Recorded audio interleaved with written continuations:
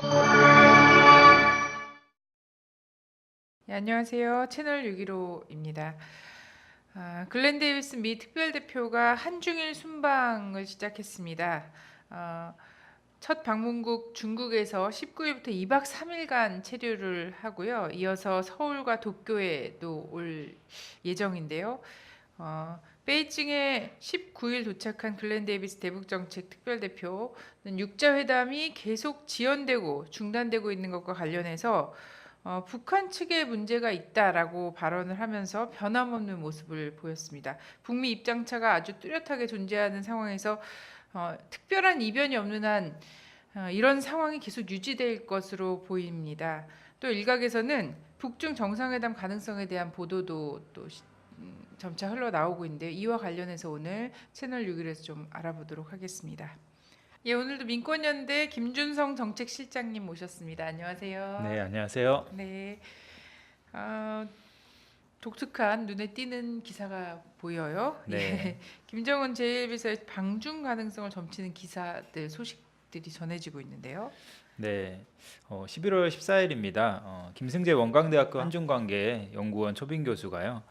중국 내 고위 소식통을 인용을 해서 북한 김정은 노동당 제1비서가 12월 중국을 방문할 예정이다라고 주장을 했습니다.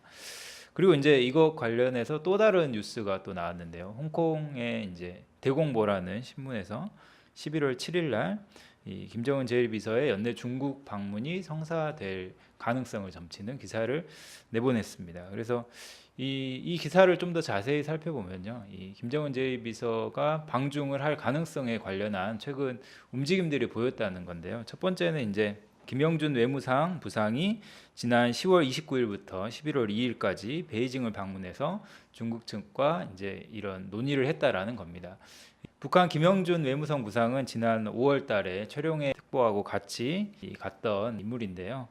그 다음에 이제 중국 측 육자회담 수석 대표 우다이 대표가 지난 이제 11월 4일부터 8일까지 한 5일 동안 평양을 방문했었는데 이때 당시에 이제 김정은 제1비서의 구체적인 방중 사실을 합의했다라는 이제 기사가 나온 겁니다. 그리고 이제 지난 11월 9일부터 12일까지죠. 이 공산당 18기 중앙위원회 3차 전체회의, 뭐 소위 이야기한 3중 전회에서 이 김정은 제1비서의 방중 문제를 다뤘다는 이제 이런 소식들이 흘러나오고 있는 겁니다. 네. 굉장히 구체적이네요. 그리고 한국 언론, 보수 언론들이 예상한 것처럼 우다웨이가 그 4박 5일 동안 방북했을 때 왜 북에 대해서 압박을 네. 가하려고 판문점을 왔었다. 이런 얘기와는 전혀 상관없는 소식이 지금 나오고 있는 거 아니겠습니까? 네, 그래서 이제 네. 그때 당시 저번 방송에서 이제 우다이 대표가 보통 일정 체류 기간보다 상당히 오래 있었다라고 네. 말씀을 드렸었었는데요. 네. 그래서 이제 구체적인 뭐 이런 내용까지 나오고 있습니다. 뭐 근데 어떻게 방문한다 일정과 관련한 소식도 있나 봐요. 네, 그뭐 네. 12월 중에 뭐 방중을 할 가능성이 있다라고 네. 얘기를 하면서 뭐 평양에서 이제 비행기를 타고 베이징으로 와서 이제 뭐 의장대를 사열하는 그런 형식의 이제 과거와는 다른 형식의 이제 북중 정상회담이 펼쳐질 거라는 이제 기사가 나와서 상당히 좀 주목이 되고요. 그리고 이제 이런 것을 보여주면서 북한이 지금 펼치고 있는 이런 적극적인 대외 행보와 그다음에 경제 발전에 대한 강화한 의지를 전 세계에 과시하는 장이 될 가능성도 있겠다라고 이렇게 좀 볼 수 있을 것 같습니다. 네. 자, 11월 달에 중국의 3중 전회 전체 회의죠. 네. 네. 중국 공산당 18기 중앙위원회 3차 전체 회의를 갖다 3중 전회 이렇게 줄여서 이야기를 한국 언론에서 다루고 있는데요. 이거 끝나고 나서 달라진 방향과 관련해서 동북아 정세에 어떤 영향을 뭐 미칠 수 있겠는지요? 네, 그래서 네. 동북아 정세에서 좀 가장 주목할 만한 지점은 이 중국에서 뭐 소위 이야기하는 NSC라고 하죠. 이제 국가안전위원회를 설립을 한 겁니다. 이제 국가안전위원회가 이제 공안, 무력, 경찰, 그다음에 사법, 그다음에 뭐 군대, 외교부, 그다음에 당 선전부까지 모든 기능을 포괄하는 막대한 영향력을 발휘하는 기관으로 이제 이거를 총괄한 겁니다. 근데 과거에는 이제 중국 같은 경우 외교 정책을 외사 영도 소조라고 해서 이제 몇몇 이제 중국의 핵심 관리들이 모여서 이제 이것을 논의하는 체계에서 이것을 좀 더 이제 확대 개편해서 이 강한 영향력을 가지는 기구로 이제 구성을 한 거고요. 이거 관련해서 이제 중국 국제문제연구소 추싱 소장 같은 경우는 이번 국가안전위원회 창설이 지금 이 세계 정세 발전에서 지금 중국의 달라진 국제적 위상 그리고 이 중국 안에서 펼쳐지고 있는 그리고 내외적으로 펼쳐지고 있는 테러에 대한 대비 그다음에 이제 군사기술 발전에 관련돼서 이제 이해관계가 충돌하면서 국제 사회에서 이 국가 안보 문제를 강하게 이끌어오고 나갈 이런 기구가 필요하다라는 형태의 이제 취지를 설명하기도 했습니다. 근데 여기서 좀 주목할 만한 지점은 이런 중국의 국가안전위원회에 만들어진 움직임도 있고요. 그 다음에 동시에 일본도 이 일본판 NSC를 설치하는 작업을 지금 하고 있다라는 겁니다. 그래서 지금 이 법안이 일본의 중의원을 통과를 했고요. 그 다음에 참의원에서도 아마 통과될 가능성이 매우 높다라고 보는데요.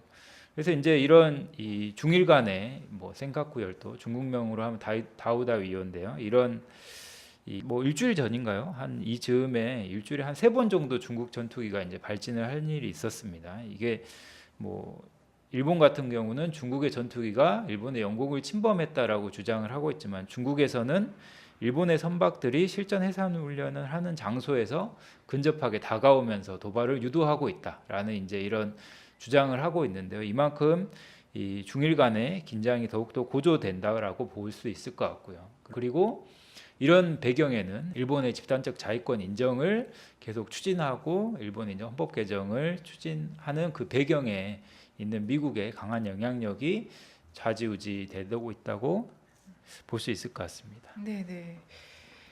자, 뭐 중국의 국가안전위원회가 설치가 된다고 한 이게 뭐 지금 어쨌든 동북아 영내에서 계속 불안정한 이런 상황이 계속되고 있고 어쩌면 한편으로 더 고조되고 있는 상황을 좀 반영한 게 아닌가 이런 생각이 네, 들고요. 그렇죠.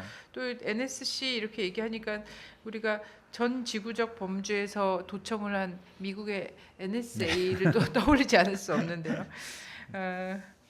그런 일이 아니라 그런 일이 아니라 자, 근데 또 일본에서도 이거를 또 만든다라고 하고 있고요. 오늘 지금 당장 이 방송을 하고 있는 오늘자 신문들 일면 탑보도에서도 일본의 집단적 자위권 행사 범주에 한반도가 들어가냐 마냐 이런 거를 그렇죠. 조중동이 네. 다루고 있더라고요.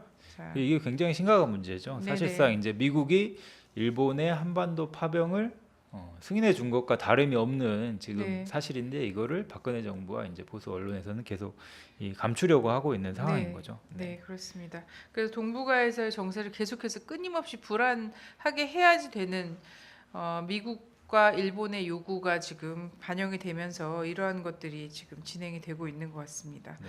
예, 중국 내부 문제에 대한 고민도 엿보이네요. 네. 이 중국 같은 경우는 이제 경제적으로는 뭐 시장 개혁을 추진하고 있고 정치적으로는 이제 공산당이 영도하는 정치 체제를 유지하고 있잖아요. 근데 이제 네, 이런 개혁 개방 노선이 갈수록 이제 정치 체제와 경제 체제의 괴리가 생길 수밖에 없기 때문에 최근에 이제 양극화 문제라든지 이런 것들이 상당히 심각한 게 중국의 현황이죠. 네, 네. 네.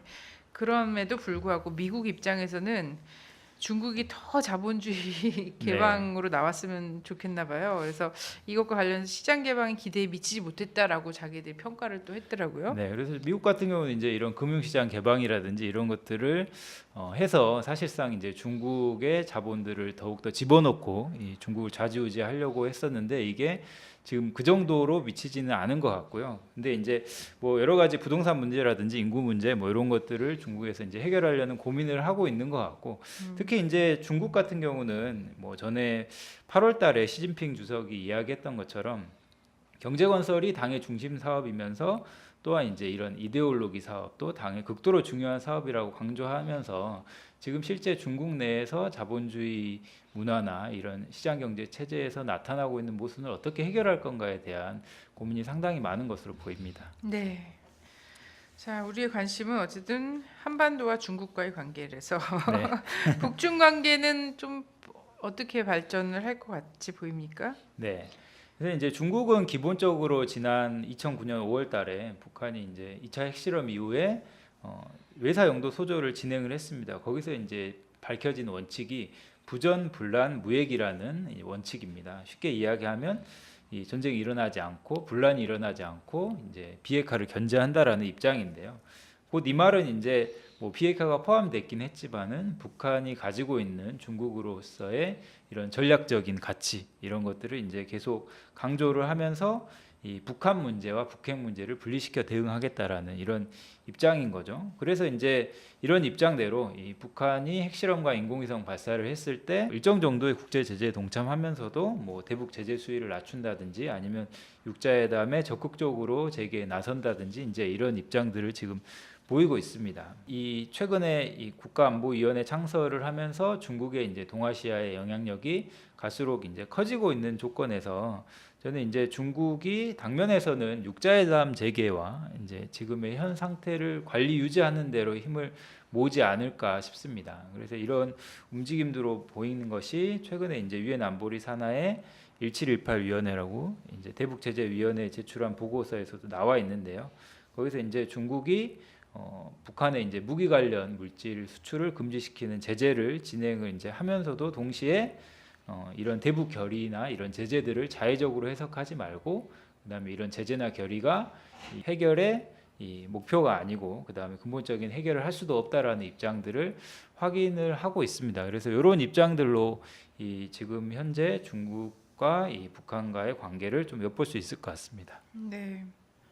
예, 한국 언론에서는 계속해서 지금 후진타오 시절도 그렇고요. 지금 시진핑 시절에도 그렇고 북중 간에 뭔가 심각한 문제가 있는 것처럼 그리고 예전에 그런 사이가 아니다. 그리고 중국이 북을 굉장히 부담스러워하고 짐스러워하고 있다. 이런 식으로 하지 않습니까? 최근에 우다웨이 방북과 관련해서도 전문가들은 4박 5일 굉장히 길게 체류하고 뭔가 굉장히 둘 사이의 협의가 심도 깊게 이루어진 것 같다 이렇게 얘기를 해도 본인들은 그게 아니라 이제 북에게 압박을 가하고 있는 중이다 이런 식으로 네. 얘기를 했었거든요.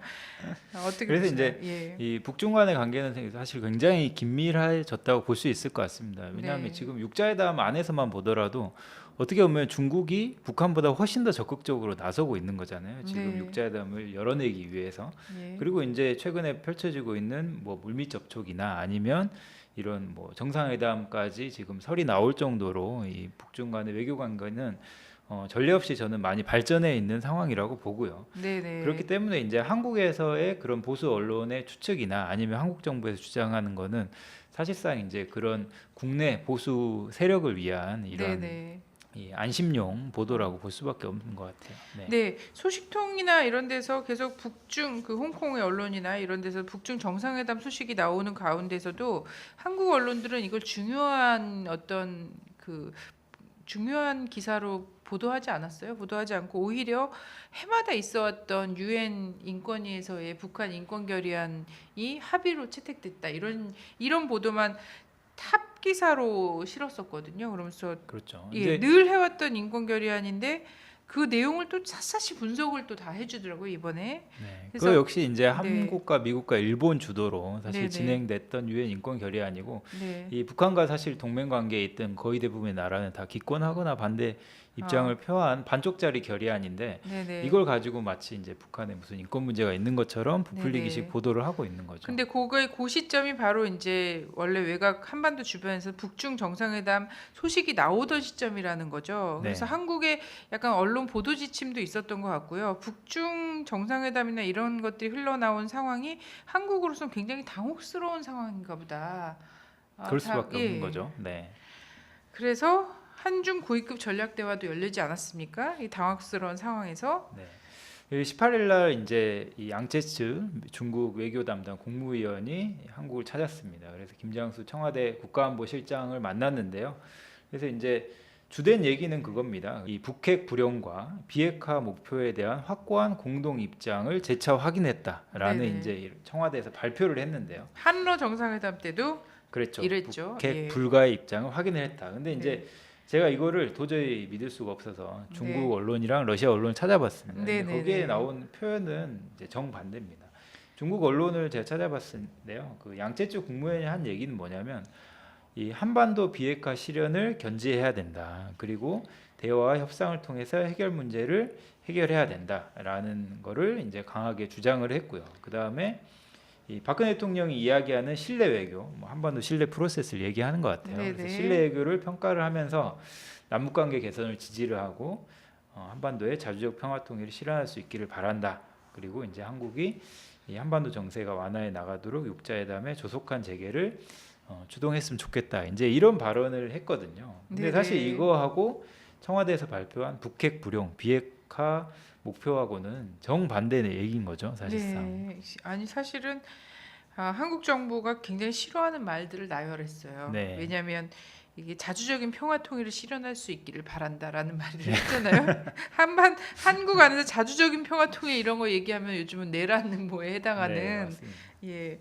그리고 정- 이제 뭐 푸틴도 마찬가지입니다. 네. 이 푸틴 같은 경우는 어떤 내용을 강조했냐면 이제 선결 조건이 없는 육자회담 재개를 푸틴이 강조를 했어요. 그것도 네. KBS와의 인터뷰에서. 예. 그러면서 이제 우리가 계속 회담의 전제 조건을 제기한다면 회담은 영원히 재개될 수 없을 거다라고 이제 강조를 하면서 푸틴이 지금 당면에서 이제 동북아에서 빨리 육자회담 재개해서 대화 국면을 넘어가야 된다. 전제 조건 내걸면 안 된다라는 이제 이런 주장을 사실상 강하게 했는데 청와대에서 발표한 건 또다시 이제 북핵 불가 네네. 이런 입장을 했다라는 사실상 이제 자기 마음대로 보도를 하고 있는 겁니다. 네네. 네. 전제 조건 없이 이 회담을 일단 열자 이런 발언은 사실 러시아로서는 굉장히 센 발언입니다. 그렇죠. 이게 KBS에서 나와서 하기에는 굉장히 센 발언인데 이것도 사실 각색이 됐죠.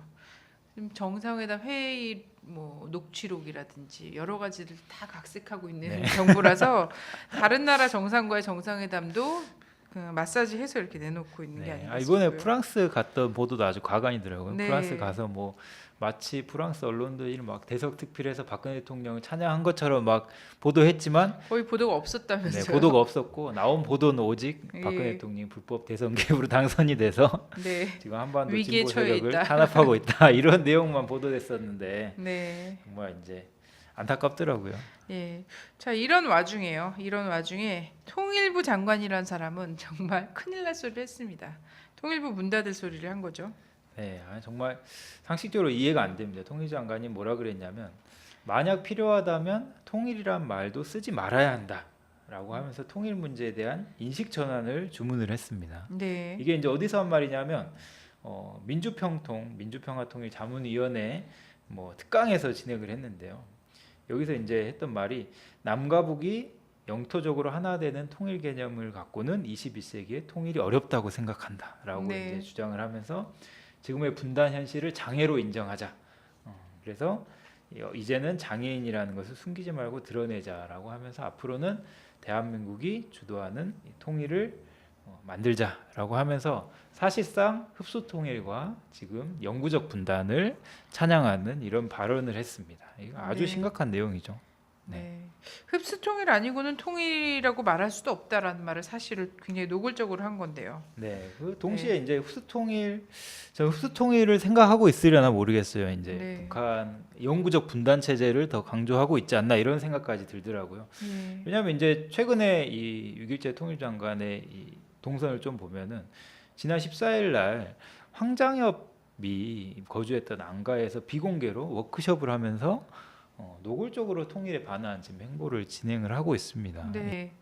이런 거를 그 안가에서 이런 TF 회의를 해야 될 만큼 뭔가 정세가 본인들이 생각한 흡수 통일 혹은 이제 분단 고착 혹은 완전히 남북이 완전히 등 돌리는 이런 상황을 만들 수 있는 무언가가 지금 무르익었다라고 판단하는 게 있는 것 같아요. 이 사람들이 지금 하고 있는 행보를 보이면요. 왜냐하면 황장엽 씨 같은 경우에는 북의 망명 정부를 세우는 거를 자기 목표로 해서 움직였던 사람이거든요. 그렇죠. 근데 네. 그런 데서 뭔가 이 통일과 관련된 뭐 흡수 통일과 관련된 혹은 영구 분단과 관련된 TF가 운영이 되고 회의가 진행이 됐다라면 그런 거 크게 무관하지 않을 것 같거든요.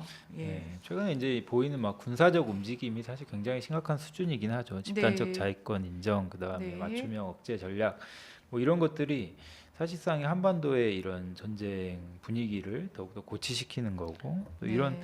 정말 이 분단 상황을 아예 이제 기정사실화한 이런 움직임이 박근혜 정부에서 계속 보이고 있습니다. 네. 오늘 말씀 감사합니다. 네.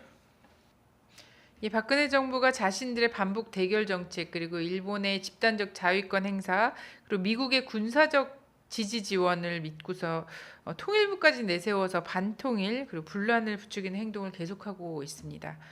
그러나 객관 정세는 박근혜 정부가 계산하는 방향으로 움직여줄 것 같지 않습니다.